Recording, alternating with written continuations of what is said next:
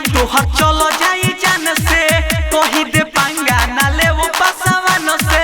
अच्छा कहियो भाई तोहर चलो जाई जान से कही दे पंगा ना ले वो पसवन से।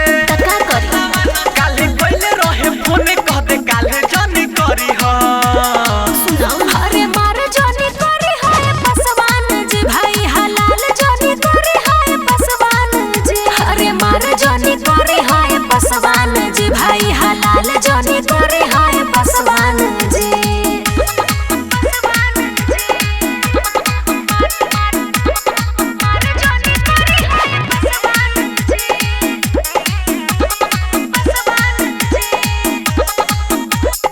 मिक्स बाय चंदन भाई। आजकल मनो ओकर बढ़ल बा। अच्छा हमरा नजर में सरवा घड़ल बा।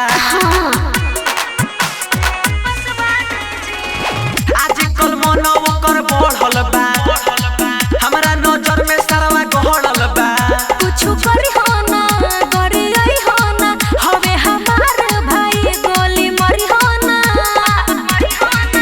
कहतानी बात जवन तू ध्यान में रखी ह।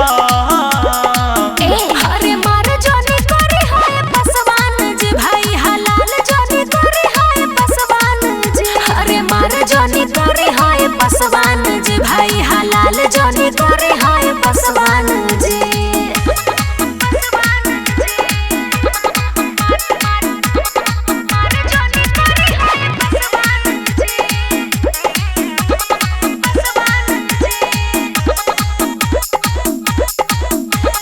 Saffron digital recording studio. बचपन से सहनी ना धमकी रे चंदन के माथा गइल सनकी रे।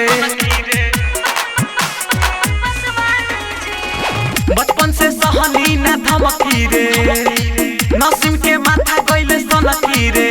कर सबर हो हमर लवर हो नितेश निराला बड़ा दिल के कवर हो। इमरान कहतावे बात तू जनी भूलई ह।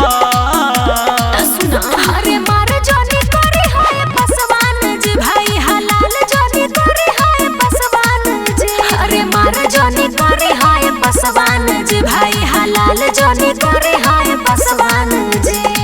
कहियो भाई तोहर चलो जाई जान से कही दे पंगा ना ले वो पसवन से। का करी काले कोइले रहे फोन कह दे काले जानी करी ह। अरे मार जानी करी है पसवान जी भाई हलाल जानी करी है पसवान जी। अरे मार जानी करी है पसवान जी भाई हलाल जानी करी है पसवान जी। Sabrang digital recording studio Sangrampur.